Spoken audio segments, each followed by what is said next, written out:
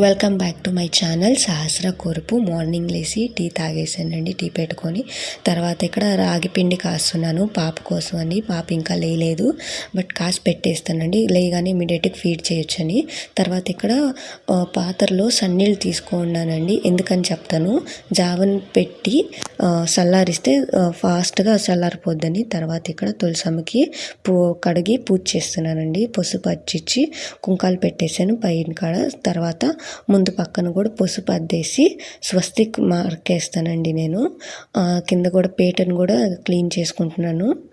తర్వాత ఇక్కడ స్వస్తిక్ మార్క్ వేసుకుంటానండి. ఈ మధ్యనే స్టార్ట్ చేశానండి, ఎందుకని తెలీదు, వేస్తే బాగా అనిపించిందంటే వేసేస్తున్నాను.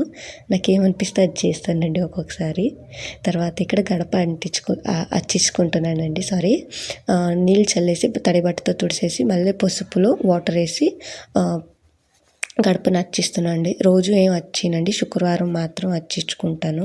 ఎందుకంటే పాప అటు ఇటు తిరుగుతుంటుంది, అన్ని డ్రెస్సులకి అవుతుంది, మళ్ళీ తుడిచేస్తుంది కూడా అండి. పూలు కూడా ఇరిచేస్తుంటుంది అప్పుడప్పుడు, బయటికి లోపలికి తిరుగుతుంటుందని, ఇంకా ఇల్లంతా బంద్ చేస్తుందని అచ్చినండి. తర్వాత పూజ గదిలోకి వచ్చేసి పూలన్నీ పెట్టేసుకున్నానండి. పూలన్నీ కాడ అలంకరణ చేసుకున్న తర్వాత దీపం వెలిగిస్తున్నానండి.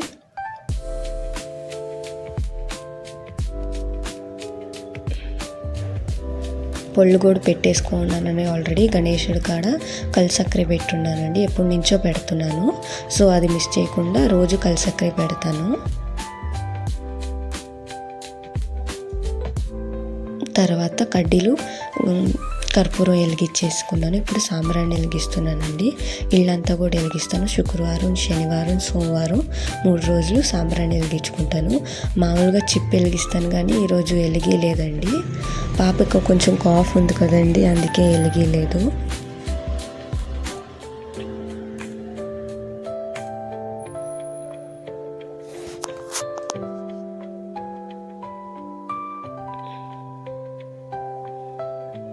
పూజ చేస్తుంటే ఎంత ప్రశాంతంగా ఉంటుందంటే అంత ప్రశాంతంగా ఉంటుందండి నాకు.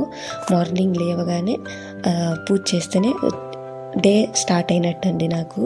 తర్వాత ఇక్కడ ఇది హొసపేట నుంచి తెచ్చుకున్న రోల్ అండి, దాన్ని ఇప్పుడే ఓపెన్ చేస్తున్నాను.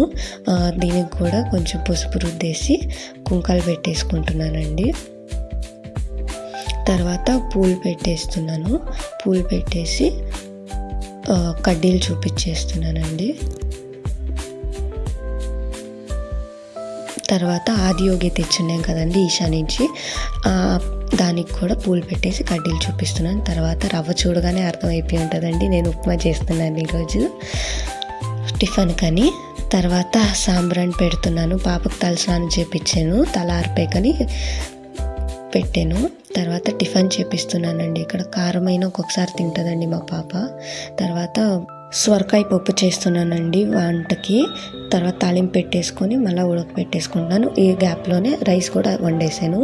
తర్వాత ఇక్కడ పాపకి నిన్న సెర్లాక్ కోసం ఎండబెట్టిన పౌడర్ చేస్తున్నానండి. ఒకసారి పౌడర్ చేసేసి దాన్ని జల్లెడ పట్టుకోవాలండి, మెత్తడి జల్లెడ వస్తుంది. 1 మంత్కి అయ్యేంత ఒకేసారి పట్టుకుంటానండి నేను. జల్లెడ చేసేసి కొంచెం ఈ లోపల ఏమైందంటే మా పాప నిద్రకు వచ్చిందండి. సరే అని వాళ్ళ డాడీ ఎత్తుకొని తిప్పుతున్నాడు. కొంచెంసేపు ఎత్తుకొని తిప్పు, నేను మిక్సీ చేస్తున్నా, తర్వాత వచ్చి ఎత్తుకొని పండేస్తాను అన్నాడండి. సరే అని నా పాడికి నేను వేసుకుంటున్నా. ఈ లోపల పాప పడుకుందని పడుకోబెడుతురా అని మా ఆయన పిలిచాడండి. వెళ్ళేసి పడుకోబెట్టి వచ్చానండి బయటికి. అంతే, ఇంకా కొంచెం మిగిలి ఉండింది మిక్సీకి వేద్దామంటే ఈ పని అయిందండి, కింద దొల్లిందండి. అంతే, ఇంకేం జరగలేదండి. తర్వాత ఇక్కడ సాయంకాలం ఈవినింగ్ టీ కాస్తున్నానండి. టీ కాసేసి మా ఆయనకి కాఫీ ఇచ్చుంటే చక్కెర సరిపోయిందా అని అడుగుతున్నానండి ఇక్కడ. తర్వాత చావు కాస్తున్నాను పాప కోసం. ఇందాక మిక్సీ పట్టాను కదా, ఆ పౌడరే చావు కాసాను. తర్వాత మధ్యాహ్నం రైస్లో కడిగి పెట్టిన నీళ్ళు ఉంటే అవి చెట్లకు పోస్తున్నానండి ఈవినింగ్. తర్వాత అంతలోపలే పాప లేసింది, పాపకి జావు పెడుతున్నాను ఈరోజు స్నాక్స్ కింద. పాప కంప్లీట్ చేసేసిందండి, అటు ఇటు చూస్తా. అంతేనండి, ఈరోజు మార్నింగ్ నుంచి ఈవినింగ్ దాకా ఈ పనులన్నీ చేసుకున్నామండి. Subscribe to